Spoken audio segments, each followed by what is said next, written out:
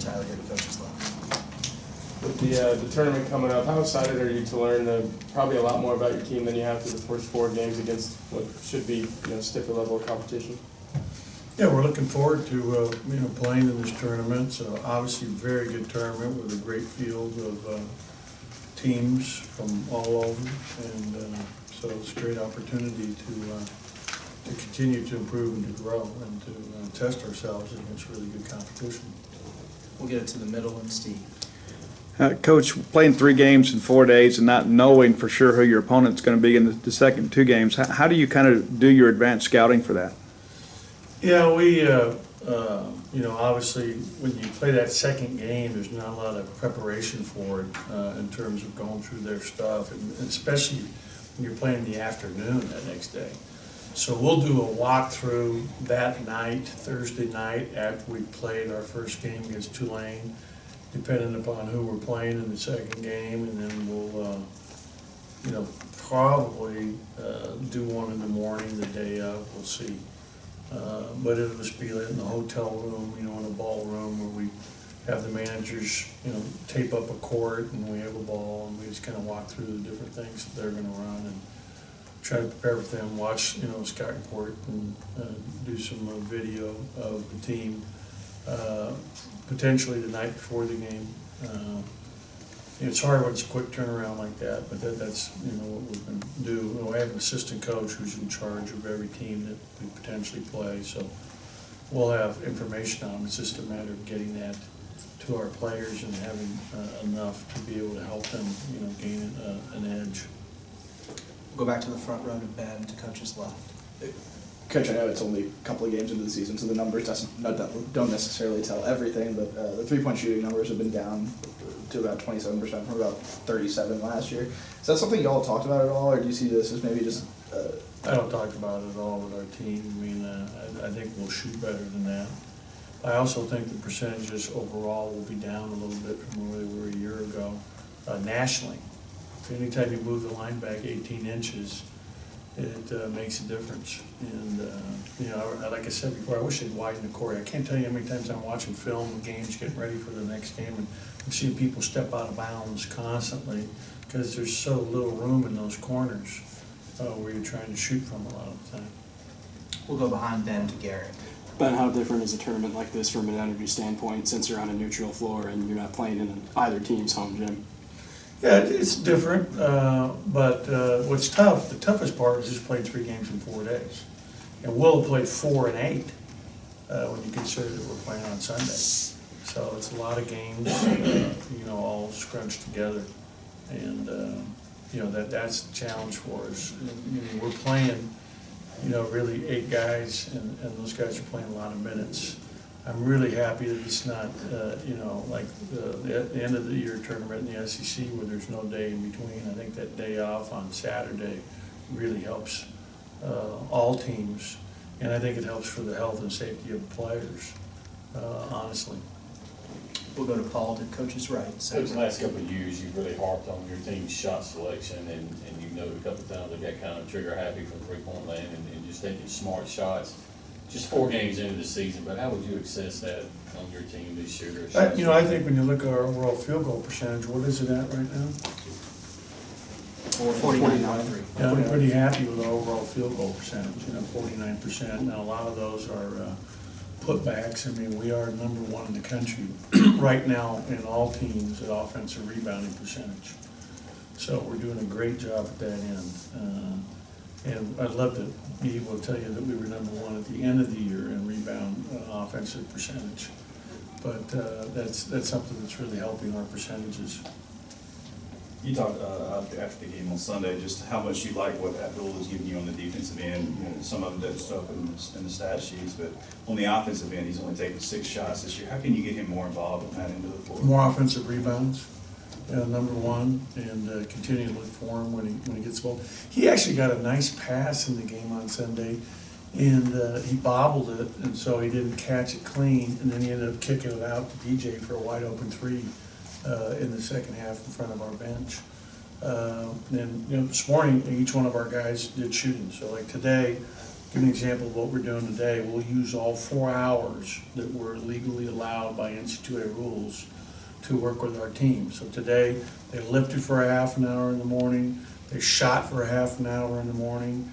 We'll come back for 2 hours and 20 minutes of practice here this afternoon, and we'll watch film for probably half an hour, probably another 3 hours and 50 minutes. So, these guys are getting a full day, but we're working on shooting, as much as possible.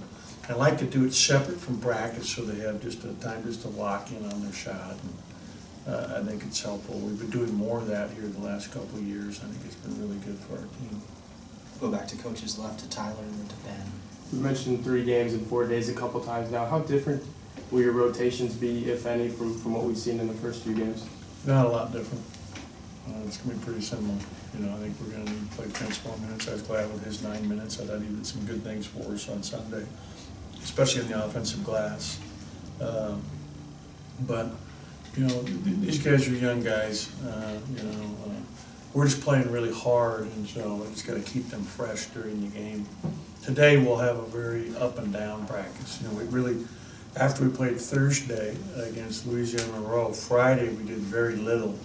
We walked through New Orleans stuff, and that was about it. Went through some plays, and then the next day we practiced hard, but didn't do a lot of up and down the day before a game. Then we played the game, and yesterday was off. So today we're going to get a lot of transition in just to get our running in, because I feel like we need to pick that up today. So don't tell them when they come in here.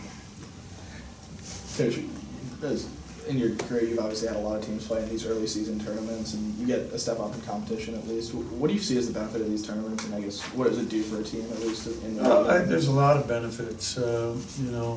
One is you're playing really good teams on a neutral. I think it's great from that respect. A lot of teams don't want to play home and home. They don't want to come to Starkville. I don't want to go to Philadelphia or wherever else we may play. It's just how it is.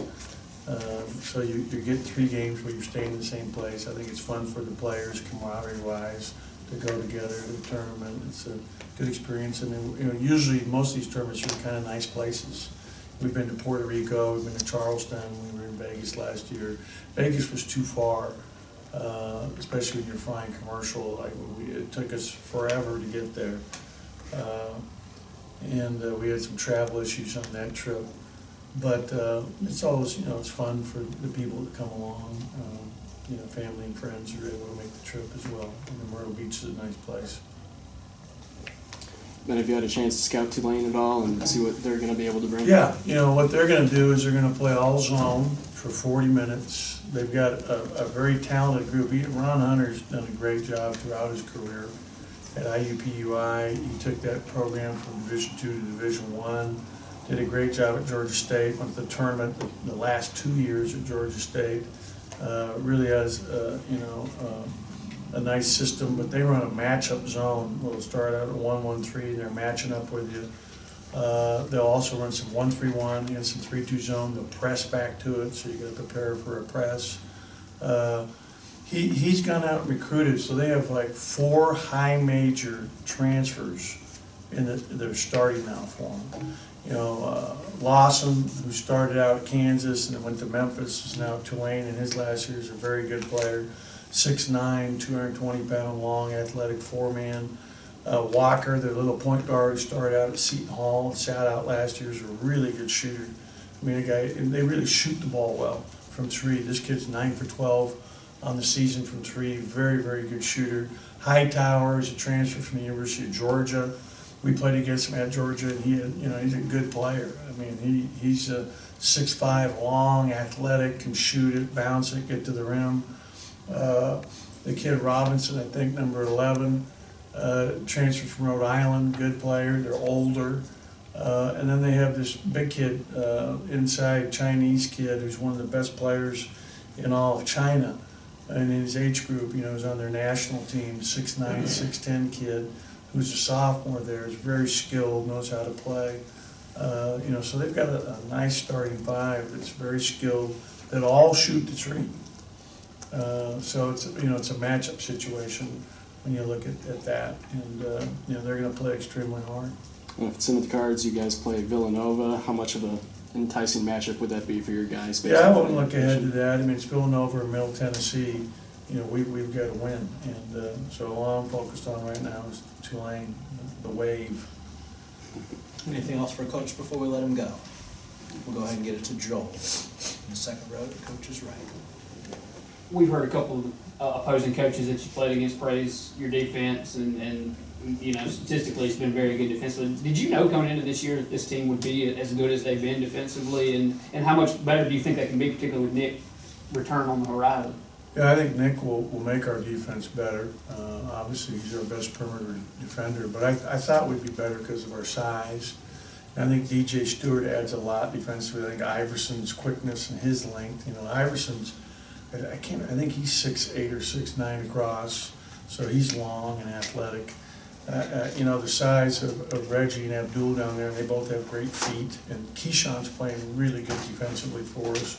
I thought Woodard had his best defensive game of the year, guarding number 1 in that last game, Rosser. Rosser was a penetrator. He was never able to really get by Robert. I thought Robert really made a positive step forward in terms of his defense in this last game. So I'm really excited about that. I mean, if you go back and look at the teams I had at Pitt and at UCLA that were really successful, started at the defensive end of the floor.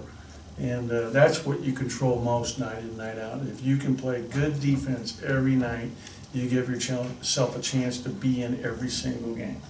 And, the greatest stat that we've had so far defensively was to have 0 transition points against us, against University of Louisiana Monroe in that game. Anytime you allow 0 points in transition, that's very exciting. All right, thank you guys for the players.